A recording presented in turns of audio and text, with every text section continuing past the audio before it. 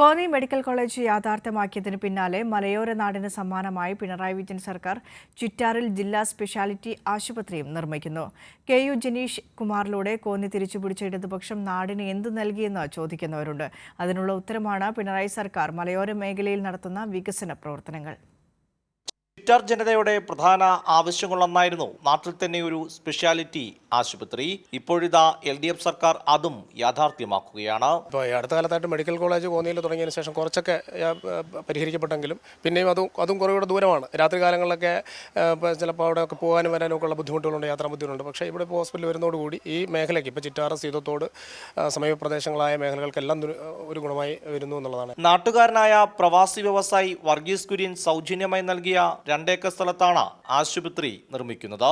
OP ബ്ലോക്കും, പ്രസവമുറി, operation theatre, ICU, IP വാർഡുകൾ തുടങ്ങിയവ ആശുപത്രിയിൽ സജ്ജീകരിക്കും.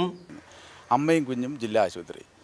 അമ്മയും കുഞ്ഞും ആശുപത്രി എന്നാണ് ഇതിൻ്റെ പേരെങ്കിലും എല്ലാ ചികിത്സയും ലഭ്യമാകുന്ന തരത്തിലാണ് ഈ ആശുപത്രിയുടെ പ്രവർത്തനം നടത്തുന്നത്.